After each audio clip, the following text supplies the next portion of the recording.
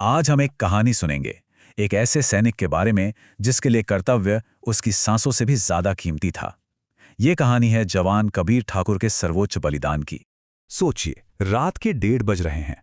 जब सारी दुनिया गहरी नींद में है, तब सरहद पर किसी की आंखें पूरी तरह खुली थीं।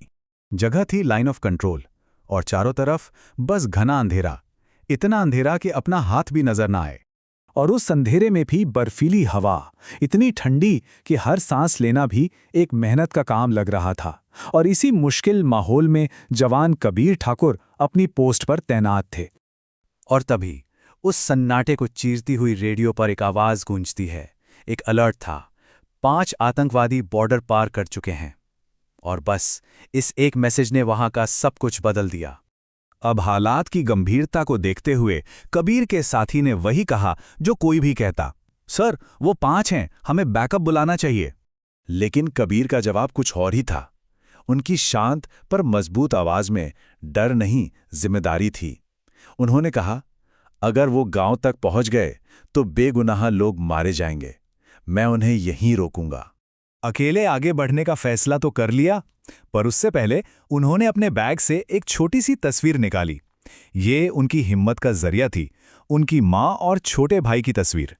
उस तस्वीर को एक पल देखा और शायद मनी मन खुद से कहा, आज अगर मैं डर गया तो ये देश हार जाएगा। अब ये लड़ाई सिर्फ उनकी नहीं थी, ये पूरे देश की लड़ाई बन चुकी थी। अंधेरे में आगे बढ़ते बढ़ते अचानक पास की झाड़ियों से एक हल्की सी आवाज आई। कबीर वहीं रुक गए, सांस थामकर, हर आहट पर कान लगाए हुए। और फिर पलक झपकते ही अंधेरे की उस खामोशी को एक गोली की आवाज ने तोड़ दिया। निशाना एकदम पक्का था, पहला आतंकवादी वहीं ढेर हो गया।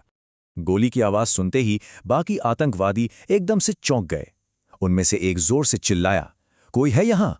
अब एक अकेला शेर 4 दुश्मनों से घिर चुका था। चारों तरफ से गोलियों की बौछार शुरू हो गई, पर कबीर एक चट्टान की तरह डटे रहे, छिपकर हर गोली का जवाब देते रहे। इसी गोलीबारी के बीच एक गोली कबीर के कंधे पर आ लगी। वो दर्द से नीचे गिरे, लेकिन सिर्फ एक पल के लिए। अगले ही पल वो वापस अपने पैरों पर खड़े थे। दर्द को नजरअंदाज करते हुए उन्होंने खुद से कहा, अभी नहीं, अभी देश बाकी है। ये उनकी हिम्मत नहीं थी, ये उनकी वो इच्छा शक्ति थी जो उन्हें लड़ने की ताकत दे रही थी। कबीर समझ चुके थे कि अब वो ज्यादा देर तक नहीं लड़ पाएंगे। तब उन्होंने एक आखिरी और सबसे बड़ा फैसला लिया। उन्होंने अपना ग्रेनेड निकाला, उसकी पिन खींची और सीधा दुश्मनों की तरफ दौड़ पड़े। उन्हें देखकर दुश्मन चिल्लाए, रुको! लेकिन कबीर कहाँ रुकने वाले थे। उनके दिमाग में, उनके दिल में बस एक ही नारा गूंज रहा था, भारत माता की जय। और फिर एक जोरदार धमाका हुआ, जिसके बाद चारों तरफ एक गहरी मुकम्मल खामोशी छा गई। अगली सुबह जब सूरज की पहली किरण जमीन पर पड़ी तो आर्मी की बैकअप टीम उस जगह पर पहुंची। वहां का मंजर सब कुछ साफ साफ बता रहा था। 5 आतंकवादी मारे जा चुके थे। पास का गांव पूरी तरह से सुरक्षित था।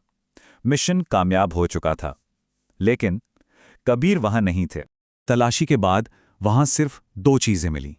एक, उनकी मां और भाई की वही तस्वीर, और दूसरी, मिट्टी में धंसा हुआ हमारा तिरंगा।